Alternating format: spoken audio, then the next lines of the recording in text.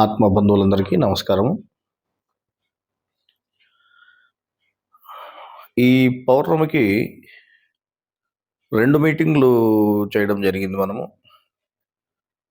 ఒక meeting already upload చేశాము. గత నెల దేవుని ఆజ్ఞలు, మత సాంప్రదాయాలు అనేటువంటి మీటింగ్‌ని కూడా మనం చెప్పుకోవడం జరిగింది. మనము జ్ఞానం తెలుసుకునే వాళ్ళుగా, జ్ఞానులుగా ఉన్నటువంటి మనకు దేవుడు చెప్పినటువంటి ఆజ్ఞలేమిటి? ముఖ్యమైన ఆజ్ఞలు, ధర్మశాస్త్రమునకంతటికి మూలమైనటివి, బోధకులకు, గురువులకు, ప్రవక్తలకు సైతము ఆధారమైనటివి,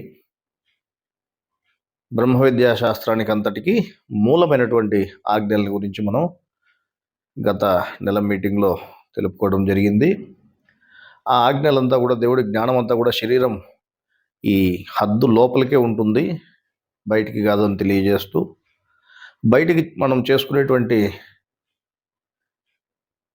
ఆరాధనలన్నీ కూడా ఈ సాంప్రదాయాలు అవుతాయి, కానీ అసలైన ఆరాధన కాదు. అసలైన ఆరాధన అంతా మనం శరీరం లోపలికే చేసుకోవాలి, శరీరం లోపలి దేవుడు ఉన్నాడు అని చెప్పి తెలియజేస్తూ ఆ 2 ఆజ్ఞల వివరము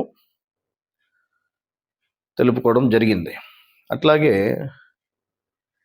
ఈ నెలలో ఈ మీటింగ్తో పాటు ఇంకో మీటింగ్ మనం పెట్టాము. అందులో దేవుని సేవ అనేది ఎన్ని రకాలుగా ఉంది, ఏది చేస్తే దేవుని సేవ అవుతుంది, ఏది చేస్తే గురుసేవ అవుతుంది, అంటే గురుసేవకి దేవుని సేవనికి డిఫరెన్స్ ఏంటి,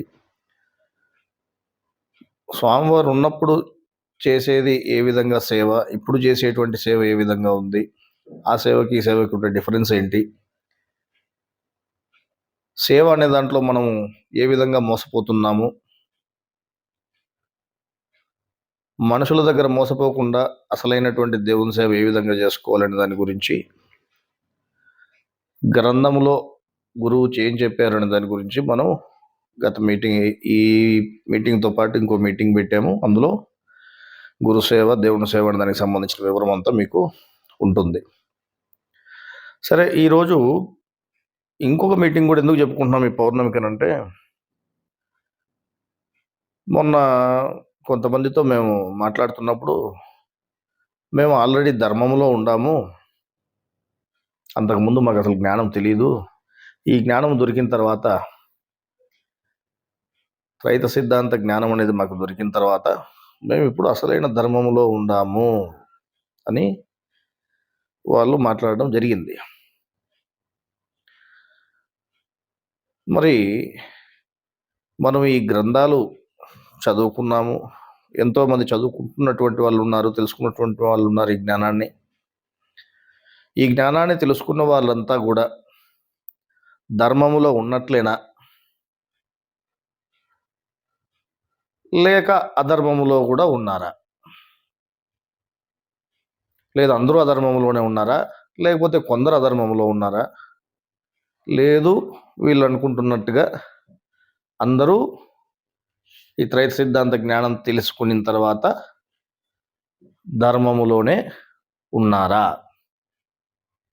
అనేటువంటి విషయం గురించి మనం ఈరోజు తెలుసుకుందాం. అందులో భాగంగా స్వధర్మము అంటే మన యొక్క ధర్మం ఏమిటిది, పరధర్మం ఏమిటిది అనే దాని గురించి మనం ఈరోజు తెలుసుకుంటే, అందులో మనం ధర్మంలో ఉన్నామా లేదా అధర్మంలో ఉన్నామా అనేటువంటి విషయము మీకు అవగాహనకు వస్తుంది. ఎవరికి వాళ్ళుగా మీరు ధర్మంలో ఉండారా లేకపోతే అధర్మంలో ఉండారా అనేటువంటి విషయం కూడా మీకు తెలుస్తుంది. సరేనా? అదేంటే, మేము ఎన్నో సంవత్సరాల నుంచి జ్ఞానం తెలుసుకుంటున్నాం, ఎన్నో సంవత్సరాల నుంచి గురువు దగ్గరికి వెళ్తున్నాం, గురువు చెప్పిన జ్ఞానాన్ని ముందర కూర్చొని వింటున్నాం, ఆయన వ్రాసిన గ్రంథాలన్నీ మేము చదివాం, దాదాపు 100 గ్రంథాలు చదివేశాం, 100 గ్రంథాలని కూడా దాదాపు 5 సార్లు 10 సార్లు చదివాం. మేము మరి ధర్మంలో ఉన్నట్లే కదా, మీరు అధర్మంలో ఉండారని ఏ విధంగా చెప్తారు? ఆ విధంగా గ్రంథాలు చదువుకుని అర్థం చేసుకున్న వాళ్ళందరూ కూడా ధర్మంలోనే ఉన్నట్టే కదా, ఎట్లా ధర్మంలో ఉన్నట్టు అవుతుంది అని మీకు యోచన రావచ్చు. సరే, మనం ఇప్పుడు అసలు మన ధర్మం అనేది ఏమిటిది, మనం ధర్మంలో ఉన్నామా లేమా అని భగవద్గీత ఆధారంతో తెలుసుకుందాం. అందులో భాగంగా స్వధర్మము, పరధర్మము అనే దాని గురించి ఈరోజు మనం తెలుసుకుని, మనం పరధర్మములు ఉన్నామా, స్వధర్మములు ఉన్నామా అనేది చూద్దాం. ఇక్కడ గురువు ఏం చెప్తున్నారు శ్లోకంలో?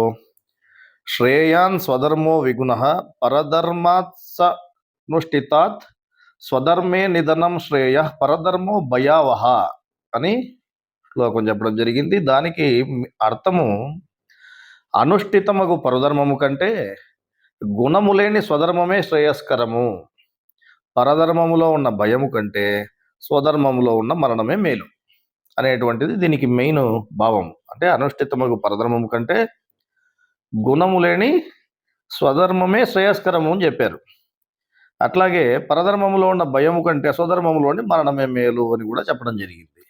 ఇక్కడ చాలామందికి, మన జ్ఞానం తెలుసుకున్నటువంటి వాళ్ళకి, మన జ్ఞానులకు కూడా భయం కలిగితే అది పరధర్మము, ధైర్యంగా మనం ఉంటే అది స్వధర్మము అనేటువంటి విధానము చాలామందికి తెలుసు. అంటే మనం భయము అంటేనే పరధర్మము, లేకపోతే మనం అంతా ధైర్యంగా ఉంటే స్వధర్మంలో ఉన్నట్లే అనేటువంటిది మాత్రమే ఎక్కువ మందికి మనసులో ఉంది. సరే, ఇక్కడ గురువు ఏం చెప్పాడు దీనికి వివరణ అంతా తెలుసుకుందాం. అంతేనా, ఇంకేమైనా సమాచారం ఉందా దీనికి అనేది మనం గమనిద్దాం. ఇప్పుడు ధర్మం అనేది ఏమిటిది అని మనం గమనిస్తే, మనుషుల జాతికంతటికి ఏదైతే సహజంగా ఉంటుందో అదే ధర్మం అవుతుందంట. అంటే మనుషులందరికీ కూడా, మనుషుల జాతులందరికీ సహజంగా ఏదైతే ఉంటుందో అది ధర్మం అవుతుంది. ఒక్కొక్క మనిషికి ఒక్కొక్క ధర్మం అనేది ఉండదు. ఇక్కడ మనం అర్థం చేసుకోవాల్సింది, సహజత్వము అని అంటే పుట్టుకతో వచ్చినది అని అర్థం అంట. అంటే పుట్టుకతో ఏదైతే వస్తుందో అదే ధర్మముగా ఉంది. మనుషులందరికీ ఒకే ధర్మం ఉంది, అది పుట్టుకతోనే వస్తూ ఉంది. పుట్టుకతో వచ్చిన దాన్నే సహజత్వము అన్నారు. అంటే సహజముగా ఉండేటువంటి ధర్మము అని చెప్పడం జరిగింది. ఆ విధంగా ఒక జాతికి అంతటికి ఒకే విధంగా పుట్టుకతో ఏదైతే వచ్చిందో దాన్నే ధర్మం అంటున్నారు. ఇప్పుడు పై శ్లోకంలో ఏం చెప్పినాడు ఆయన? పై శ్లోకంలో భగవంతుడు ధర్మం అనే దాన్ని రెండుగా విభజించి చెప్పినాడట. వాటికి స్వధర్మము, పరధర్మము అని పేరు పెట్టినాడు. ఆ పుట్టుకతో వచ్చినది ఏదైతే ఉందో మనుషులందరికీ దాన్ని ధర్మము అని అన్నప్పుడు అదే ధర్మాన్ని రెండు రకాలుగా ఆయన విభజించి చెప్పాడు. ఒకటి స్వధర్మము, రెండు పరధర్మము అని చెప్పినాడు. ప్రకృతి, పురుషుడు అని చెప్పని ప్రపంచం అంతా కూడా రెండు భాగాలుగా విభజింపబడి ఉంది. అట్లాగే మన శరీరం కూడా ప్రకృతికి సంబంధించినటువంటి విధానము ఉంది, అట్లే పరమాత్మకు సంబంధించినటువంటి భాగాలు కూడా ఉన్నాయి. ఏమవి అని గమనిస్తే, పరమాత్మ, ఆత్మ, జీవాత్మ ఒక భాగం అయితే, అంటే పురుషునికి సంబంధించిన వాళ్ళైతే పరమాత్మ చేతనే తయారు చేయబడినటువంటి ప్రకృతి, దానికి సంబంధించిన గుణములు, ఇంద్రియములు, మిగిలినటువన్నీ కూడా ఒక భాగమై ఉన్నాయి. ఆ విధంగా రెండు భాగాలుగా మన శరీరములో ఇంద్రియాలు, తర్వాత ఈ జీవుడు, ఆత్మలు ఉన్నాయి. ప్రకృతి అంశమైన దానికి అంతటికి ఒక ధర్మము అని చెప్పినాడు ఆయన. మీ శరీరంలో మొత్తం మీద మీ ప్రకృతి అంశ అయిన దానికి అంతటికి ఒక ధర్మము, పరమాత్మ అంశ అయిన దానికి అంతటికి ఒక ధర్మము ఉంటుందంట. దీనివల్ల ప్రకృతి, పరమాత్మ ధర్మాలు వేరు వేరు అని చెప్పడం జరిగింది. ప్రకృతి ధర్మం వేరు, పరమాత్మ ధర్మం వేరు. ఇప్పుడు మనం ప్రకృతి ధర్మంలో భాగమై ఉండామా, లేక పరమాత్మ ధర్మంలో భాగమై ఉన్నామా? మనకు వచ్చినటువంటి ధర్మము పుట్టుకతోనే వచ్చింది అని చెప్పినారు. ఆ పుట్టుకతో వచ్చినది మనకు ఒకరికే కాదు, జ్ఞానం తెలిసిన వాళ్ళకే కాదు, జ్ఞానం తెలియని వాళ్ళకి కూడా, అందరికీ కూడా అదే ధర్మమే ఉంది. ఆ పుట్టుకతో వచ్చినటువంటి ధర్మము స్వధర్మమా లేక పరధర్మమా? అంటే ఇది పరమాత్మకు సంబంధించిన ధర్మమా లేకపోతే ప్రకృతికి సంబంధించిన ధర్మమా? ఏ ధర్మం వచ్చింది పుట్టుకతో? మనం ఏ ధర్మంలో ఉండాము అని యోచన చేస్తే ఇప్పుడు మనం ప్రకృతిలో భాగమై ఉన్నామా లేక పురుషునిలో భాగమై ఉన్నామా అని యోచిస్తే మన శరీరము మరియు దానిలో ఉండేటువంటి భాగాలన్నీ కూడా ప్రకృతికి సంబంధించినటువంటి అందులో జీవాత్మగా ఉండేటువంటి మనం మాత్రము పరమాత్మ అంశ గలవారమై ఉన్నాం, అంటే దేవునికి సంబంధించిన వాళ్ళమై ఉండాం. అందువలన మన శరీరము ప్రకృతి ధర్మముతో కూడుకుని ఉంది. మన శరీరము ప్రకృతి ధర్మముతో కూడుకుని ఉండగా అందులోని జీవాత్మైన మనం మాత్రం పరమాత్మ ధర్మానికి సంబంధించినటువంటి వాళ్ళముగా ఉన్నాం. శరీరం అంతానేమో ప్రకృతి ధర్మంతో కూడుకుని ఉంది, మనం మాత్రం దేవునికి సంబంధించిన ధర్మంతో అంటే పరమాత్మ ధర్మంతో సంబంధించిన వాళ్ళమై ఉన్నాము. ఇక్కడ జీవాత్మలకు ఆత్మధర్మమే స్వధర్మం అని తెలిసిన తర్వాత ప్రకృతి లేక శరీరం యొక్క ధర్మం అంతయు పరధర్మం అని సులభంగా తెలిసిపోతా ఉంది. తెలియనంత వరకు మనం పుట్టినప్పటి నుంచి ఏ ధర్మంలో ఉన్నామో అదే మన ధర్మము, మన స్వధర్మం అనుకుంటా ఉంటాము. కానీ మనము ఆత్మకు సంబంధించినటువంటి అంటే పరమాత్మకు సంబంధించినటువంటి భాగముగా మనం ఉన్నాము. అందువల్ల మనకు ఆత్మధర్మమే జీవాత్మలకు స్వధర్మం అని మనం ఎప్పుడైతే జ్ఞానం తెలుస్తుందో అప్పుడు తెలుసుకుంటున్నాము. ఆ విధంగా ప్రకృతి శరీరం యొక్క ధర్మం అంతా కూడా పరధర్మం అని సులభముగా తెలిసిపోతా ఉంది. సరే, మరి ఇదంతా బాగానే ఉంది, మనం ఆల్రెడీ జ్ఞానం తెలుసుకున్నాము. జ్ఞానం తెలుసుకున్నాక అది పరధర్మము అని తెలుసుకున్నాము, మరి సరిపోయింది కదా. మరి స్వధర్మం ఏందనేది మనకు తెలిసింది కదా. మనం ఆత్మకు సంబంధించిన ధర్మమే మన ధర్మము, మనం పురుషుడు సంబంధించిన భాగంలో నుంచి మనం వచ్చినాము. అందువల్ల ప్రకృతి ధర్మం మనది కాదు, అది పరధర్మము అని మనకు తెలిసిపోయింది కదా అని అనుకుంటారేమో. ఇక్కడ ఆయన ఏం చెప్తున్నారో గమనిద్దాం. అసలు విషయానికి వస్తే పై శ్లోకంలో స్వధర్మములోను పరధర్మములో కూడా పనులు ఉన్నాయంట. అంటే మనం పనులు చేసేటువంటివి స్వధర్మంలోనైనా ఉన్నాయి లేదా పరధర్మంలో అయినా, రెండు రకాలుగా ఉన్నాయి. ఇప్పుడు మనం ఏ రకంగా చేస్తున్నాం అనేది సమస్య. ఈ శ్లోకంలో స్వధర్మములో గుణము లేందని కూడా చెప్పినారు. స్వధర్మం అనేది గుణము లేందని చెప్పినారు. స్వధర్మానికి పరధర్మము వ్యతిరేకమైండేది. కావున స్వధర్మము గుణములు లేనిదైతే పరధర్మములు గుణములు కలదిగా ఉన్నదని తెలియచున్నది. దీన్ని బట్టి గుణములు లేకుండా ఆచరిస్తేనేమో స్వధర్మం అవుతా ఉంది, గుణములతో ఆచరించేది పరధర్మం అవుతా ఉందని సులభముగా తెలుస్తూ ఉంది. అర్థమైందా? మరి ఇప్పుడు మీరు 14 నిమిషాల నుంచి ఏదో పనులు చేస్తున్నారు, మీరు గుణాలతో కలిసిపోయి చేస్తున్నారా, గుణాలు లేకోకుండా గుణాలతో సంబంధం లేకోకుండా ఉండి పనులు చేస్తున్నారా? పరధర్మము స్వధర్మం అంటే, పరధర్మం అంటే భయము, స్వధర్మం అంటే ధైర్యము అని ఒక మాటతో సరిపెట్టుకునేది కాదు. పరధర్మం అంటే ఇంత ఉంది సమస్య. ఏం చెప్పారు ఇక్కడ? గుణములు లేకుండా ఆచరించేది స్వధర్మం అయితే గుణాలతో ఆచరించేది పరధర్మము అని చెప్తున్నారు. ఈ రెండింటిలో స్వధర్మమును ఆచరించడము జీవునిగా ఉండే నీకు మంచిదని కూడా దేవుడు చెప్పినాడు. జీవునిగా నీకు స్వధర్మం అనేది మంచిది అని, ఆ విధంగా గుణములు లేకుండా నువ్వు పనులు చేసేటువంటి విధానాన్ని ఎంచుకోమని కూడా దేవుడు చెప్పడం జరుగుతుంది. ఒక మనిషి స్వధర్మమును కలిగి ఉండక పరధర్మంలో ఉన్నాడు అనుకో, అంటే ఏ మనిషి అయినా సరే స్వధర్మము కలిగి ఉండకుండా వాడు పరధర్మంలోనే ఉన్నాడు అనుకో, అప్పుడు వాడు అధర్మములో ఉన్నాడని చెప్పొచ్చును. ఏ విధంగా ఉన్నాడు? అధర్మములో ఉన్నాడంట. మరి ఇప్పుడు జ్ఞానం తెలిసినంత మాత్రాన్ని మేమంతా ధర్మంలో ఉన్నాము అని ఇప్పుడు వీళ్ళు చెప్పిన మాట ఏమైతుంది?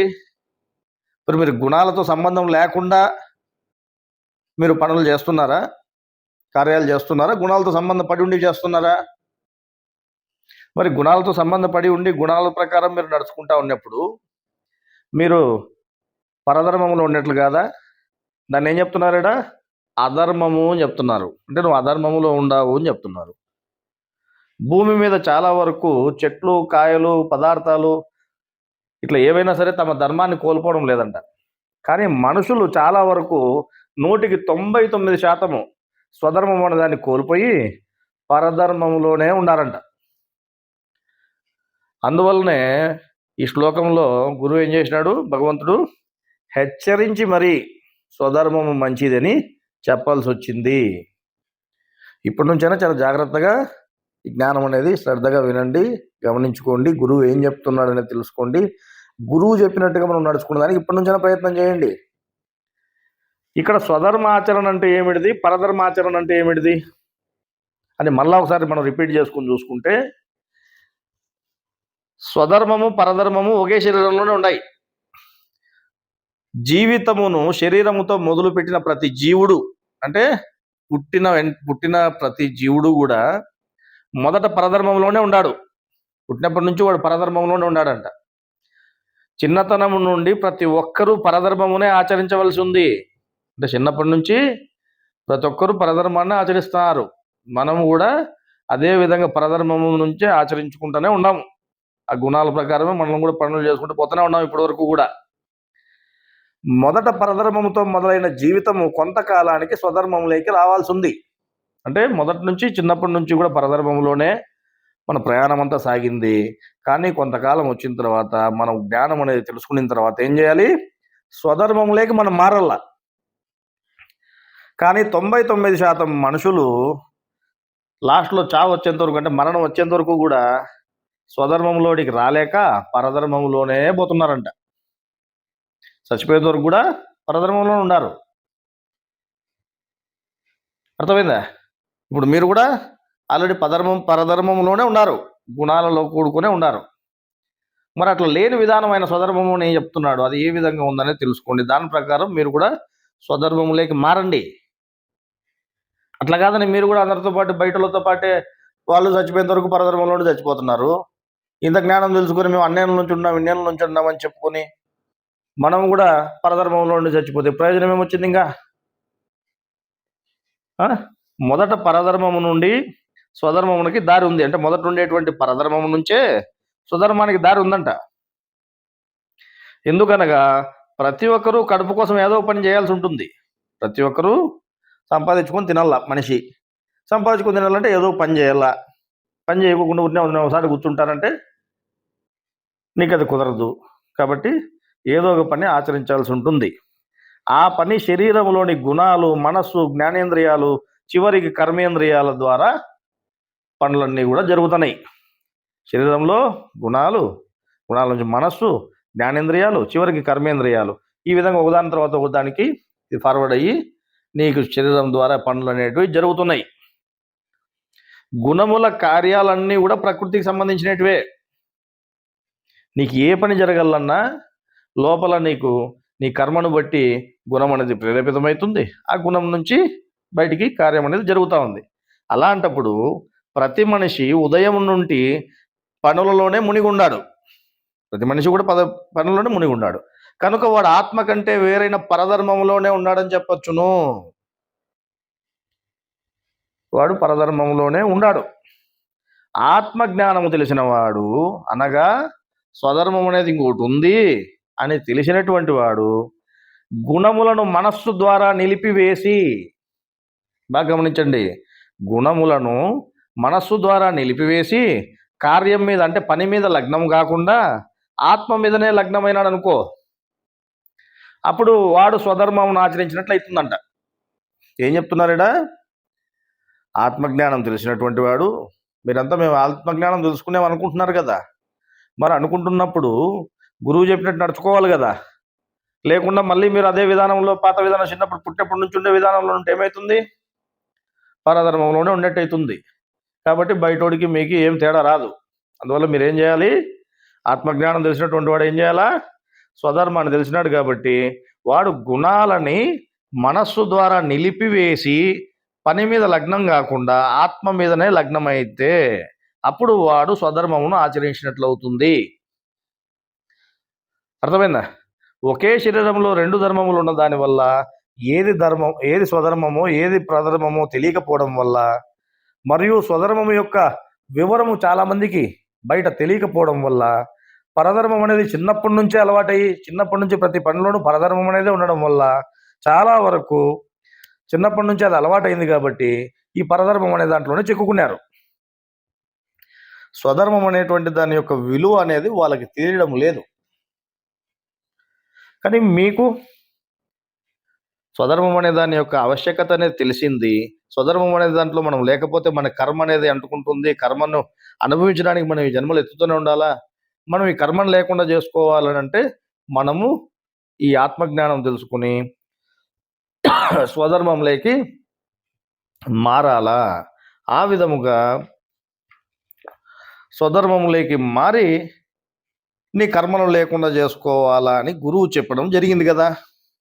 మరి జ్ఞానం తెలిసి కూడా మనం పరధర్మంలోనే ఉంటే సరిపోతుందా?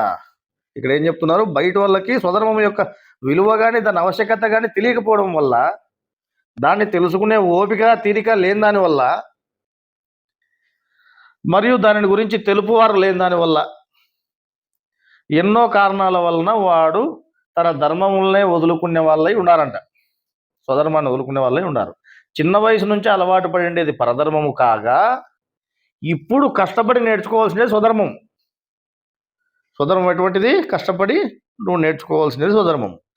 నేనెవరు అనేటువంటి ప్రశ్న వాడికి రానంత వరకు వాడు తన ధర్మాన్ని గురించి ఆలోచన చేయడు. అంటే వాడి జ్ఞానం గురించి యోచన చేయడు. మరి అటువంటప్పుడు మీరు చిన్నప్పటి నుంచే పరధర్మం అనేది ప్రతి ఒక్కరికి ఉంది అన్నప్పుడు, ఆ పరధర్మములోనే నువ్వు ఉంటే, అంటే ఆ గుణాల ప్రకారం పనులు జరిగి ఇది రెగ్యులర్గా ఉండేటువంటి కార్యం ఏదైతే ఉందో అదే విధంగా నువ్వు కూడా లగ్నమై ఉంటే అది నువ్వు ధర్మంలో ఉన్నట్టు కాదు, అధర్మంలో ఉన్నట్లు అని చెప్పినప్పుడు, ఇప్పుడు మరి మీరు అధర్మంలో ఉన్నట్ట ధర్మంలో ఉన్నట్లా? మీరు ధర్మంలో ఉండాలంటే మీరు స్వధర్మం ప్రకారం నడుచుకోవాలా. మనసుతో గుణాలను అణిచివేసి చెప్పినాడు కదా ఆయన కర్మయోగం దగ్గర. ఏం చెప్పారు? కర్మయోగం ఏ విధంగా కర్మయోగం అవుతుందని చెప్పినారు? జ్ఞానేంద్రియాల దగ్గర మనస్సును నియమించి, మనస్సు అనేది కీలకమైన పాత్ర వహిస్తుంది. వాస్తవంగా యోగము అంటే కర్మయోగం అంటేనే మనసుతో పని ఏం లేదులే, మనకు అహంతోనే పని అని అనుకుంటారు చాలామంది. ఎందుకంటే మనసుతో పని ఎక్కడుంది? కేవలం బ్రహ్మయోగంలో మాత్రమే మనసుతో పని, ఇక్కడ మనసుతో పని లేదు అనుకుంటారు. కానీ ఏ యోగములో అయినా కీలకమైన పాత్ర మనస్సుదే. ఎందుకంటే జ్ఞానం అంతా కూడా ముఖ్యమైన ఆజ్ఞలకు లోబడే ఉంటుంది.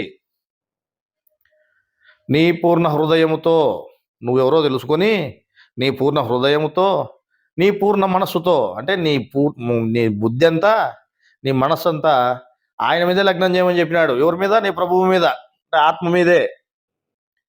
ఆయన అన్నాడు లోపలే ఉన్నాడు, బయట లేడు. బయటికి ఆయన లెక్కేసుకోవడానికి లేదు, లోపల నీతో పాటే ఉన్నాడు, నీ పొరుగువాడిగా ఉన్నాడు. అందువల్ల నీ అహం అనేది నువ్వు ప్రత్యేకించి అణచాలంటే, నువ్వు ప్రత్యేకంగా దాన్ని ఒకదాన్ని పట్టుకుని అణచేదానికి నీకు చేత కాదు. నువ్వు చేయాల్సింది ఏంటి? నీ మనస్సుని మొత్తం మీద అసలు అటువైపు ధ్యాస లేకుండా ఇటువైపు మళ్ళించాలా, ఆత్మ మీదకి మళ్ళించాలా. నీ బుద్ధితో నువ్వు తెలుసుకున్న జ్ఞానాన్ని ముందర పెట్టి నీ మనస్సుని ఆత్మ వైపు మళ్ళించాలి. నీ మనస్సు తెచ్చిపెట్టేటువంటి జ్ఞాపకాలన్నింటినీ నీకు జ్ఞానేంద్రియాల ద్వారా లోపలికి తెలిసేటివైనా, కర్మేంద్రియాల ద్వారా బయటికి జరిగేటివైనా, ఏ పనులైనా ఎదుటి వ్యక్తుల ద్వారా నీకు తెలుస్తానేటివైనా, పనులు జరుగుతానేటివైనా, ఏదైనా నువ్వు అన్ని చోట్ల కూడా ఆత్మనే చూడగలిగేటువంటి విధానం ఉండాలా. నీ మనస్సు ఆత్మనే జ్ఞప్తి చేసేటువంటి విధానంగా ఉండాలి. నీ బుద్ధి మనస్సు రెండు కూడా ఎల్లవేళలా అహర్నిశలు ఆయన మీదనే నీ మనస్సుని లగ్నము చేయాలా. అట్లా చేసినప్పుడే అది యోగం అవుతుంది. యోగము అంటేనే కలయిక. అర్థమైందా? మనస్సుని ఆత్మ మీద, మనస్సు యొక్క ధ్యాసని ఆత్మ మీద లగ్నం చేస్తే ఏమవుతుంది? అది యోగం అవుతుంది. మరి ఆ విధంగా మనం అధర్మములో కాకుండా ధర్మములో ఉండాలంటే ఏం చేయాలి? స్వధర్మములోకి మనం మారాలి. ఆత్మ మీదకి మన ధ్యాసని మళ్లించాలి. ఆ విధంగా నువ్వు ఆత్మ మీదకి నీ ధ్యాసను మళ్లించి అహర్నిశలు నువ్వు ఆత్మ మీదనే నువ్వు ఎరుకగలిగి ఉంటే, ఆత్మధ్యాసనే నీకు ఉంటే అప్పుడు ఏమవుతుంది? నువ్వు మారు మనస్సు పొందినటువంటి వాడు అవుతావు. అప్పుడు అది యోగం అవుతుంది. అప్పుడు అది రెండవ నమాజ్ అవుతుంది. అర్థమైందా? ఏం చెప్పినారు ఖురాన్ గ్రంథంలో? నువ్వు నిల్చున్నా, కూర్చుండినా, పడుకుండినా ఎల్లప్పుడూ అల్లా స్మరణే నీకు ఉండాలా. ఏ అల్లా స్మరణ? నీ లోపల ఉండేటువంటి దేవుడి మీద, అంటే ఆత్మ మీదే నీ ధ్యాస ఉండాలా. నీ స్మరణ అంతా కూడా ఆయన మీదే ఉండాలా. అప్పుడే అది నమాజ్ అవుతుంది, అప్పుడే అది ప్రార్థన అవుతుంది, అదే యోగం అవుతుంది, అప్పుడే నీకు కర్మలు అనేటివి కాలుతాయి. అంతేగాని నేను జ్ఞానం చదువుకున్నాను, గ్రంథాలు 5 సార్లు చదువుకున్నాను, 10 సార్లు చదువుకున్నాను, నా దగ్గర జ్ఞానం ఉంది, ఏం ప్రయోజనం? నువ్వు ఆచరణలోకి పెట్టాలి కదా. ఆచరణలోకి పెట్టకపోతే ప్రయోజనం ఏముంది? మరి మీరే చూసుకోండి, ఎవరిది వాళ్ళే చూసుకోండి. మీరు పరధర్మంలో ఉన్నారా, స్వధర్మంలో ఉన్నారా? మీరు గుణాలతోనే మిళితం అయిపోయి గుణాల ద్వారా నీకు జరిగేటువంటి కార్యాల మీదనే నీ ధ్యాసలు పోతున్నాయా, లేకపోతే నీకు ఆత్మ మీద ధ్యాస ఉందా? నువ్వు జ్ఞానం తెలుసుకొని నువ్వు ఆత్మ మీద లగ్నమయ్యి ధ్యాస కలిగినటువంటి వాడు అయితే నీకేమాత్రము కష్టము నష్టము అనేటువంటి దాని మీద కానీ, సుఖం అనేటువంటి దాని మీద కానీ, ఈ వ్యత్యాసాల మీద నీకు అసలు ఏమాత్రం అంటే ఫలితం మీద నీకు ఆసక్తి అనేది ఉండదు. నేను ఈ పని చేసినాను, నాకు రేపొద్దున లాభం వచ్చింది,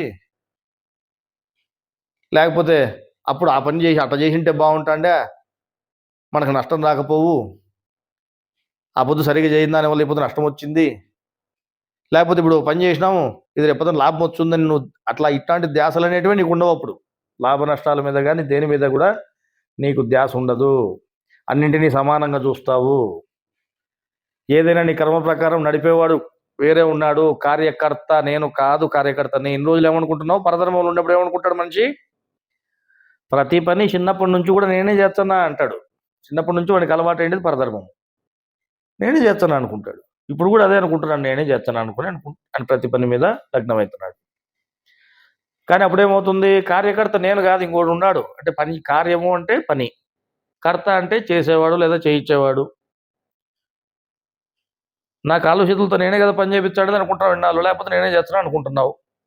ఇప్పుడేమవుతుంది? ఆత్మజ్ఞానం తెలిసిన తర్వాత లేదు లేదు, ఆత్మ అనేవాడు కూడా ఉన్నాడు, ఆయన చేస్తున్నాడు ఇవన్నీ, ఆయన చైతన్య శక్తితో దీనిని కదుపుతున్నాడు, ఆయనే బుద్ధి ద్వారా యోచన చేపిస్తున్నాడు, యోచన తెప్పించి మళ్ళీ ఆ బుద్ధితో 2 రకాలుగా యోచన చేసేవాడు ఆయనే, చిత్తంతో నిర్ణయించేవాడు ఆయనే, మళ్ళీ బయటికి పని చేయించేవాడు ఆయనే. ప్రతిదానికి ఆయనే కార్యకర్త అని నీకు తెలిసినప్పుడు నీ ధ్యాస అంతా కూడా, నీ బుద్ధి నీ మనస్సు అంతా కూడా ఆయన మీద లగ్నం అవుతాయి. అప్పుడు అది యోగం అవుతుంది, అప్పుడు అది అసలైన నమాజ్ అవుతుంది, అప్పుడు నువ్వు ధర్మములో ఉన్నట్టు అవుతుంది. అంతవరకు పరధర్మములోనే ఉన్నారు మీరు. మేము ఎన్నేళ్ళ నుంచి ఉన్నాం, ఏం ప్రయోజనం? ఎన్నేళ్ళ నుంచి ఉంటే ఎన్ని గ్రంథాలు చదివితే ప్రయోజనం ఏముంది? ఆచరణ లేకపోతే ప్రయోజనం ఏముంది?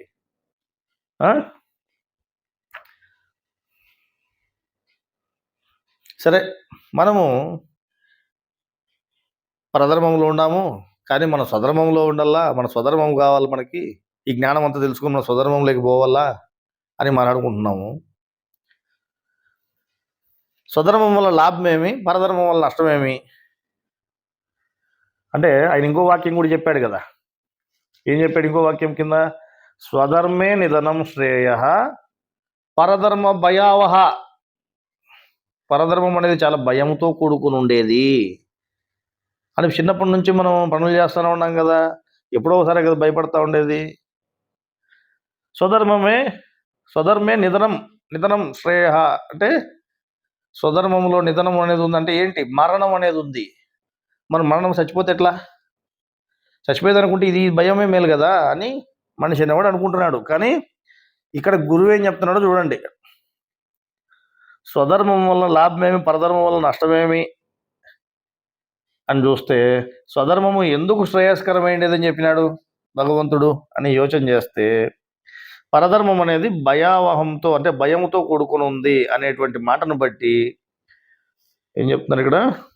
పరధర్మం భయావహ అను మాటను బట్టి పరధర్మము భయముతో కూడుకున్నదని, స్వధర్మే నిధనం అన్న మాటను బట్టి స్వధర్మంలో మరణం ఉన్నదని తెలుస్తా ఉంది.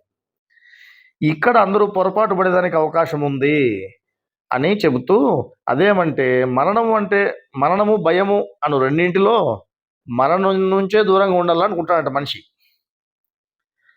ఆ విధంగా అనుకోవడము చాలా పొరపాటు అని చెప్తున్నారు. ఆత్మజ్ఞానం తెలియని వారు పొరపాటు పడుట కంటే ఆత్మజ్ఞానం తెలిసిన తర్వాత కూడా పొరపాటు పడే వాళ్ళని చూస్తే మరీ విడ్డూరంగా ఉంది అని చెప్తున్నారు. నిజానికి యోచన చేస్తే శ్లోకంలో పరధర్మములో ఉండు భయము కంటే స్వధర్మములో ఉండే మరణమే శ్రేయస్కరము అని చెప్పారు. అటువంటప్పుడు భగవంతుడు చెప్పిన మాటకు వ్యతిరేకముగా మనుషులు అంటే మనము మరణము కంటే భయమే శ్రేయస్కరం అని అనుకుంటే పొరపాటు కదా. మరి ఎందుకు ఈ భయం అనేది శ్రేయస్కరం అని అనుకుంటున్నారు చాలామంది? ఎక్కడ పొరపాటు పడుతున్నారని గమనిస్తే అసలు ఈ భయం అనేది ఎక్కడి నుంచి వస్తూ ఉంది మనిషికి అని గమనిస్తే, ఎందుకు అది భయం అనేది పరధర్మములో ఉందని గమనిస్తే, మన శరీరములో ఒక్కొక్క గుణభాగములో యోగశాస్త్రము రీత్యా 12 గుణాలు ఉన్నాయి. మీ అందరికీ జ్ఞానం తెలిసినట్టు అందరికీ తెలుసు. 6 మంచి గుణాలు, 6 చెడు గుణాలు. వాటితో పాటు ఇంకా ఉన్నాయి, అంతటితో అయిపోలే. ఏమున్నాయి ఇంకా గమనించండి. 6 మంచి గుణాలు, 6 చెడు గుణాలు. అంటే యోగశాస్త్రం ప్రకారము కనిపించే 12 గుణాలు ఉన్నాయి. అట్లే రాహుకేతువుల మాదిరి ఛాయగా కనిపించేటువంటి 2 గుణాలు కూడా ఉన్నాయంట, ఛాయ గుణాలు. ఏంటివి? భయము, ధైర్యము. భయము, ధైర్యము. ఇవి కాక మరొకటి కూడా ఉంది. అది మాత్రం ప్రత్యేకత కలిగి 2 వైపులా ఉంది. అదేమిటిది? శ్రద్ధ. 12 గుణములలో అంటే మా గురు పార్టీ శని పార్టీ మాదిరి మంచివి చెడువి, అంటే మంచివారు చెడువారు అని, దైవ గుణాలు అసుర గుణాలు అని పేరు పెట్టి ఉండేటివి 2 విధాలుగా ఉన్నాయి. మన శరీరములో ఒక్కొక్క గుణభాగంలో ఈ విధంగా ఒక్కొక్క గుణభాగంలో 12 కనిపించే గుణాలు, 2 కనిపించని గుణాలు అంటే భయము ధైర్యము అనేటువంటి 2 కనిపించనేటివి, ఇంకొకటి 2 వైపులా ఉండేది ధైర్యం. మొత్తం కలిపి 15 గుణాలు ఉన్నాయని తెలియస్తున్నది. ఎన్ని గుణాలు ఉన్నాయి ఒక గుణభాగంలో? మొత్తం 15 ఉన్నాయి. ఇందులో అజ్ఞాన సంబంధమైనది భయము, జ్ఞాన సంబంధమైనది ధైర్యము. శ్రద్ధ అనేదేమో జ్ఞానము అజ్ఞానము రెండింటికి సమానంగా ఉందంట. గుణములు పనిచేయునప్పుడు అజ్ఞాన వశమున భయం అనేది కూడా కలుగుతూ ఉంటుంది. గుణాలు పనిచేసేటప్పుడు ఎప్పుడైనా సరే ఏదో ఒక విషయంలో మనిషికి భయం అనేది కలుగుతూనే ఉంటుంది. పరధర్మ భయావహాను మాట ప్రకారము శరీరములో గుణములు పను చేయునంత కాలము భయము కలుగుతూనే ఉండును. దీనిని బట్టి చిన్నతనం నుండి భయం అనేది ఉన్నదని తెలియచున్నది. చిన్నతనం నుంచి ఉంది భయం అనేది. సాధారణంగా అందరూ భయం కంటే మరణమే పెద్దది అనుకుంటారు. అంటే చచ్చిపోయేది చాలా పెద్దది కదా, అది భయమే ఉందిలే అనుకుంటారు. మరణం అనేది జీవితంలో ఒక్క క్షణము ఒక్క మారే వస్తుందంట.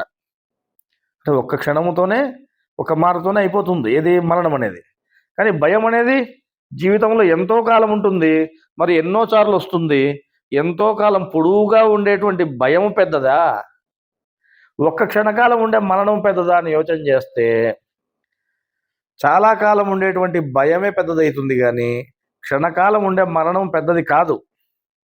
చాలా కాలం మనిషిని పీడిస్తూ అనేక వ్యధలు కలగజేసేటువంటి భయమును పెద్దదనుకోకుండా ఒక్క క్షణము ఒక్క మారు వచ్చే, అది కూడా ఏ బాధ లేకుండా ఉంటుందంట మరణం అనేది. అటువంటి మరణమునే పెద్దదనుకోవడం చాలా పొరపాటు కాదా అని దేవుడు అడుగుతున్నాడు ఇక్కడ. అందువలన పై శ్లోకంలో భగవంతుడు ఏం చెప్పినాడు? స్వధర్మే నిధనం శ్రేయ పరధర్మ భయావహ అని చెప్పడం జరిగింది. పరధర్మంలో ఉండే భయము కంటే స్వధర్మంలో ఉండే మరణమే మేలు అని చెప్పినాడు. చచ్చిపోతే ఒకసారి 1 నిమిషంలో చచ్చిపోతావు, అయిపోతుంది. అడిగి ఒక క్షణంలోనే అయిపోతున్నాడు, నిమిషం కూడా కాదు. నువ్వు మరణం అనేది ఎటువంటి బాధ కూడా ఉండదని చెప్పినాడు మరణంలో. కానీ భయం అనేది జీవితం అంతా పీడించంటది మనిషిని. జీవితాంతము పీడించి కృషింపజేయు భయము ప్రకృతికి సంబంధించినది, అజ్ఞానవశమైనది. కానీ ధైర్యం అనేది ఏ సమస్యకైనా కర్మ అనేది ఒకటి ఉంది అని కర్మవిధిని తెలిపి ఆ బాధ లేకుండా చేసేది ధైర్యం అంట. అది జ్ఞానవశమైనది, అంటే జ్ఞానానికి సంబంధించినది. ఆత్మజ్ఞానం అనేదాన్ని అర్థం చేసుకోలేదంటే గిన ఎవరినైనా సరే భయం అనేది పీడిస్తూ మరణమే పెద్దదనే భావం కలగజేసి పరధర్మంలోనే నిలిచేటట్టుగా చేస్తూ ఉంది.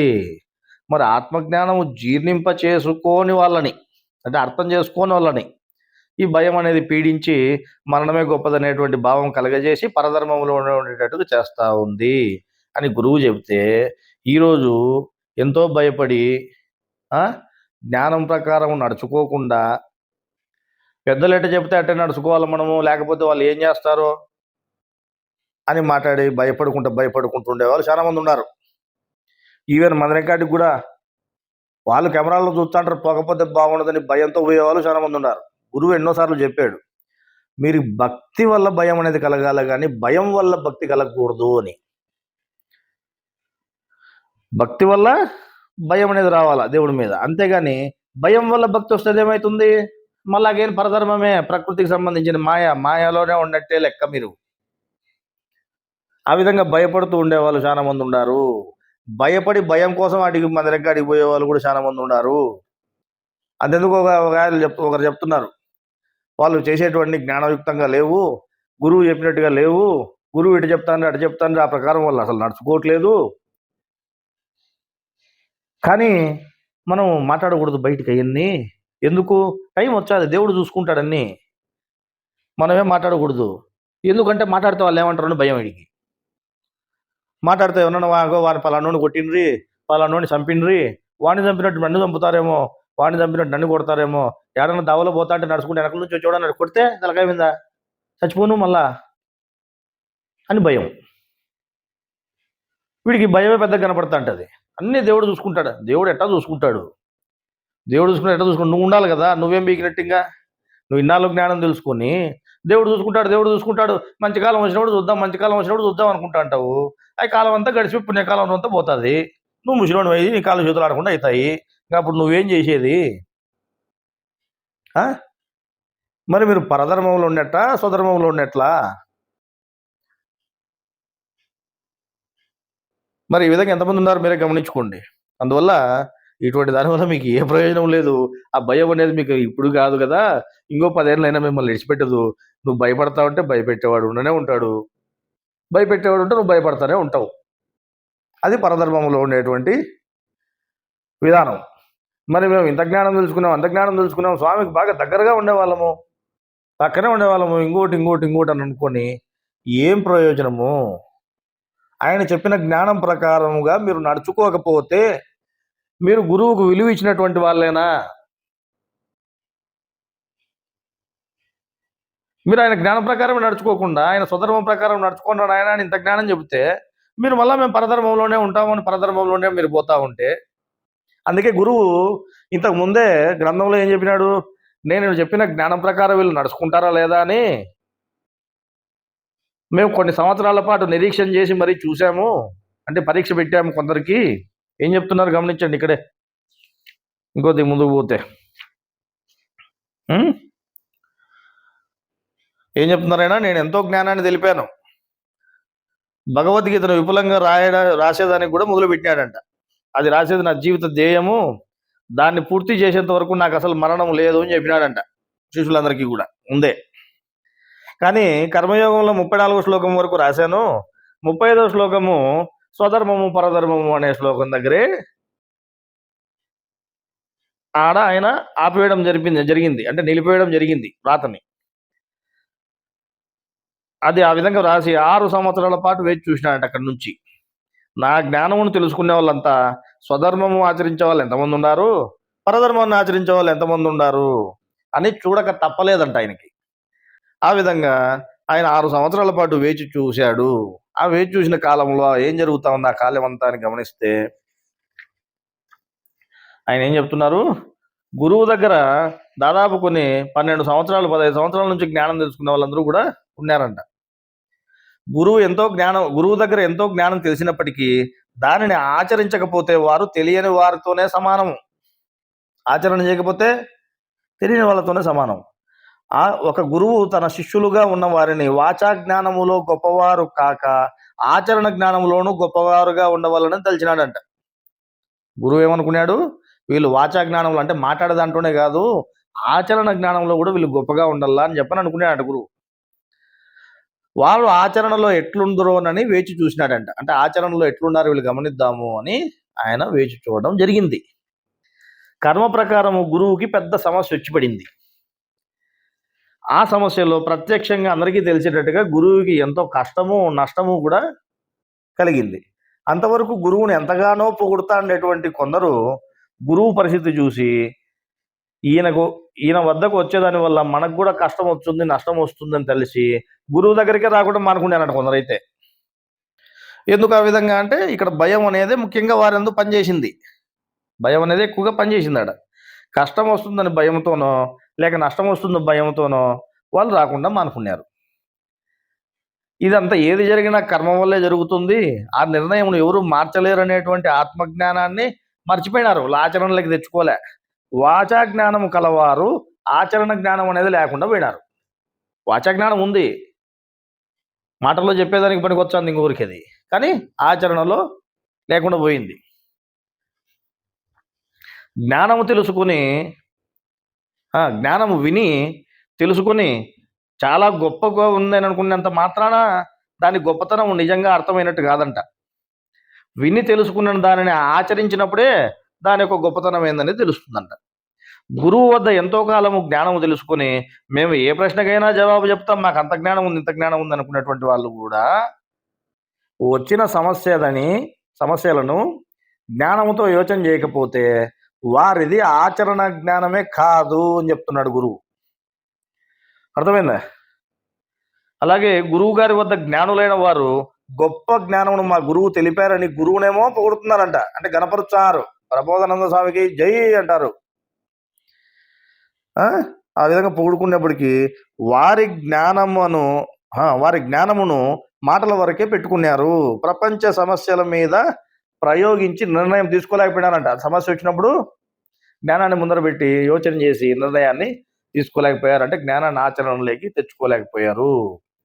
ఆ విధంగా కొంతమంది శిష్యులు ఆయన దగ్గర నుంచి కష్టాలు వస్తానే జారుకోవడం జరిగింది. ఇక అంతో ఎంతో మిగిలినటువంటి వాళ్ళు కొంతమంది ఉంటారు కదా, వాళ్ళని ఏం చేసినాడు, ఇంకా పెద్ద ఇది పెట్టినాడు. అప్పుడు ఏం జరిగింది, చివరకు మిగిలిన శిష్యులకు కూడా ఇంకా పెద్ద సమస్య అనేది ఎదురైందంట.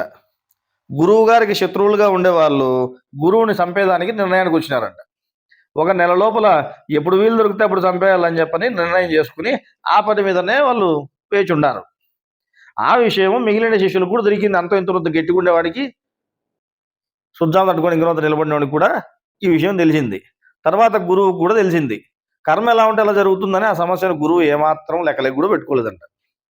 ఇక మిగిలిన శిష్యులు ఏం చేసినారు, ఏమని ఆలోచన చేసినారు అంటే, వారిని ముందే జారుకునే వాళ్ళు చాలా తెలివైన వాళ్ళు, మనం అప్పుడే చిన్నగా రాకుండా పోయింటే బాగుండేది వాళ్ళతో పాటు, మనం ఏదో జ్ఞానం అనుకుంటే తిరగకపోయినావిడ, ఈ ఉండేది దాని వల్ల ఇప్పుడు మనకు కూడా ప్రమాదమే, గురువుని ఎటుదిరిగి వాళ్ళు ఏదో ఒకటి చేస్తారు, ఒకవేళ మనం కూడా ఈయనతోనే ఉంటే ఏమవుతుంది,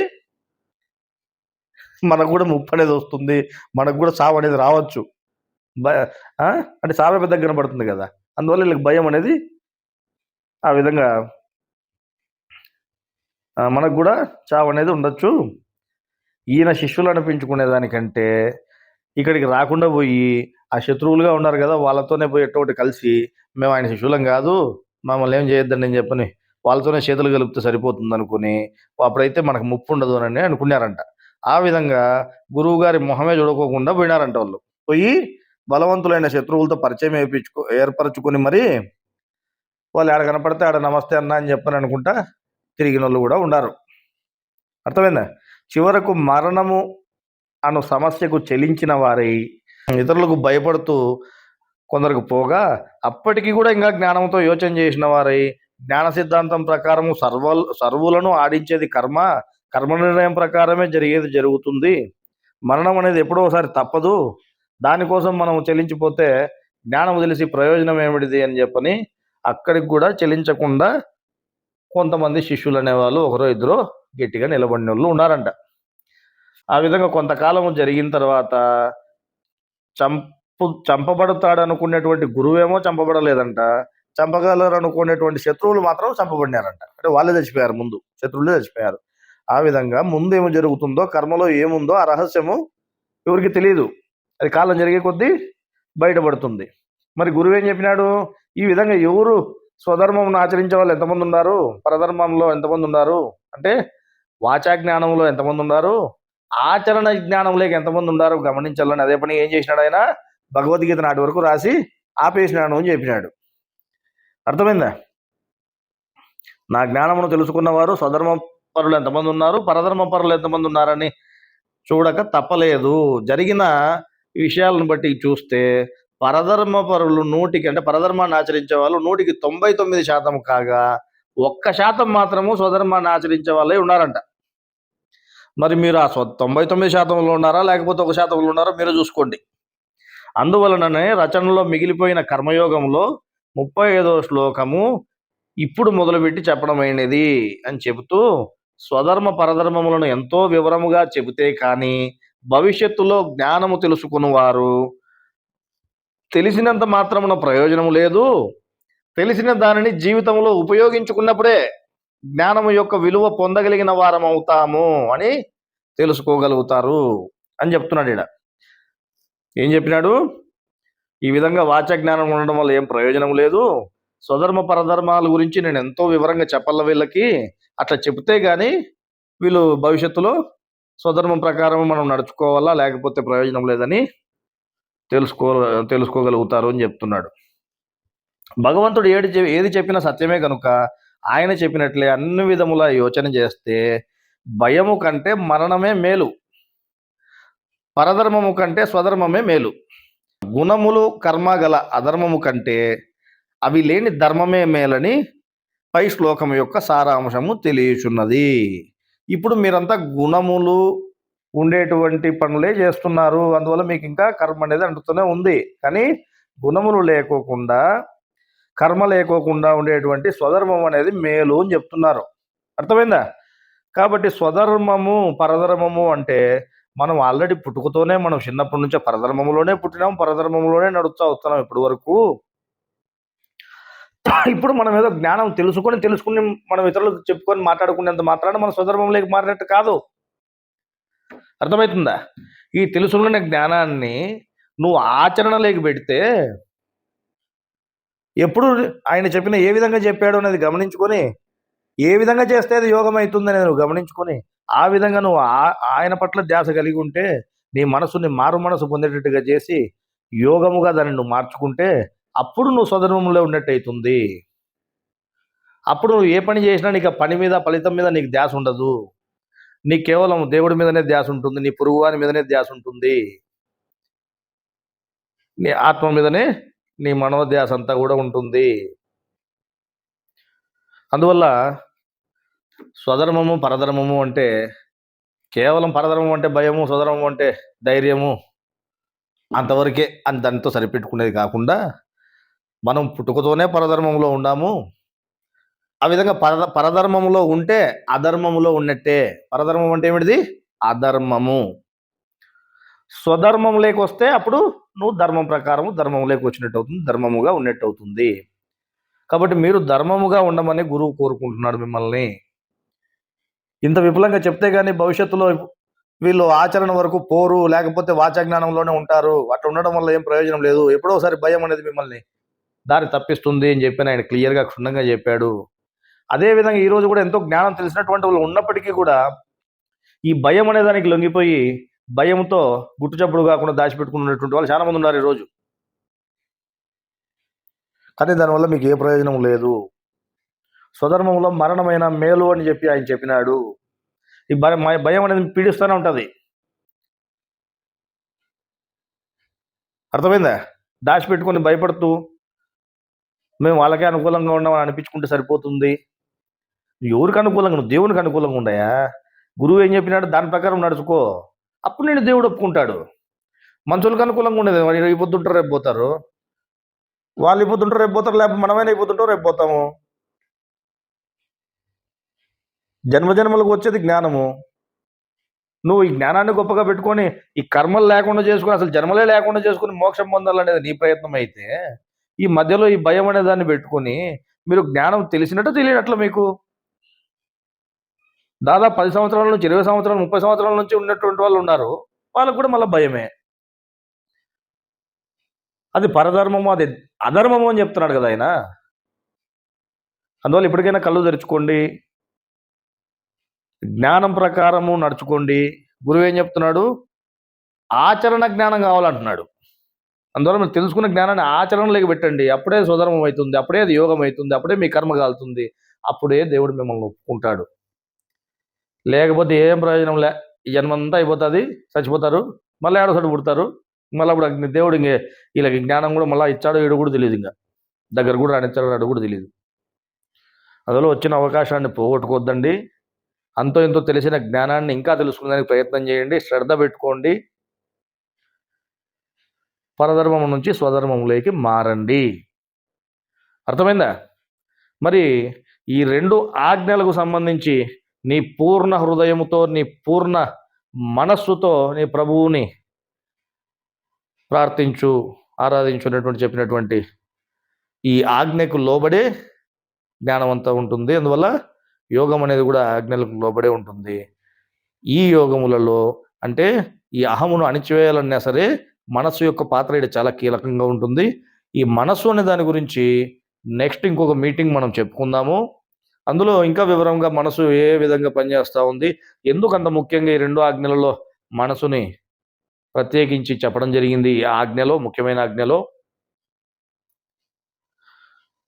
తర్వాత బ్రహ్మయోగంలో మనసుని మొత్తానికి పని చేయకుండా నిలకడ చేసేటువంటి అభ్యాసం ఏమిటిది? మరి కర్మయోగంలో మనసు పని చేస్తూ ఉన్నప్పటికీ కూడా మనస్సుని మార్పు మనస్సు ఏ విధంగా చేయాలి, ఆ మారు మనస్సు పొందేటట్టుగా చేసి స్వధర్మంలోకి ఏ విధంగా తీసుకురావాలి, వీటన్నిటి గురించి భవిష్యత్తులో మనస్సు అనే దాని గురించి ఎప్పుడైనా మనం జ్ఞానం చెప్పుకున్నప్పుడు అప్పుడు తెలుసుకుందాం. సరేనా? ఇప్పటి నుంచి ఎవరు పరధర్మంలో ఉన్నారో, ఎవరు స్వధర్మంలో ఉన్నారో ఎవరికి వాళ్ళు యోచన చేసుకొని పరధర్మంలో ఉన్నటువంటి వాళ్ళందరూ కూడా స్వధర్మములోకి మారేదానికి ప్రయత్నము చేయండి. అర్థమవుతుందా? అభ్యాసం చేయండి, ప్రయత్నం చేయండి. ఆ విధంగా మార్చుకోండి, మీ పద్ధతుల్ని, మీ మనస్సుని మార్చుకొని దేవుని వైపు లగ్నం చేసుకోండి. స్వధర్మ ఆచరించే వాళ్ళుగా మారండి, అంటే ఆచరణ జ్ఞానం తెచ్చుకోండి. అర్థమైందా? ఆ విధంగా మీరు శ్రద్ధ కలిగి ఉండి ఆ ప్రయత్నం చేయండి అని మిమ్మల్ని చెబుతూ, అట్లాగే ఆ విధంగా మనం నడుచుకున్నప్పుడే గురువుకి మనం విలువ చేకూర్చినటువంటి వాళ్ళం అవుతాం, మనం విలువ ఇచ్చినటువంటి వాళ్ళం అవుతాం. ఆయన మన కోసమే కదా ఇంత జ్ఞానాన్ని చెప్పింది.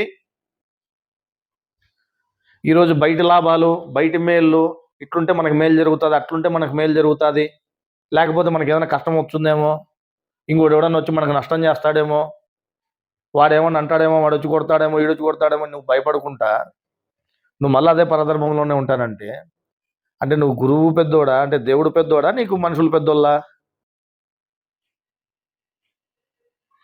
అప్పుడు నువ్వు దేవుని కంటే మనుషులకే ఎక్కువ విలువ ఇచ్చినట్టు అవుతా ఉంది. కాబట్టి అటువంటి పద్ధతులు వదిలేయండి, గురువుకు విలువ ఇచ్చేది నేర్చుకోండి. మీరు ఆ విధంగా జ్ఞానం ప్రకారం నడుచుకోవాలని కోరుకుంటూ, గురువుకు విలువ ఇచ్చే విధంగా మీరు తయారు కావాలని కోరుకుంటూ, ఆ దేవుణ్ణి ఇంతటితో ఈరోజు సమావేశాన్ని ముగిస్తున్నాం. నమస్కారం.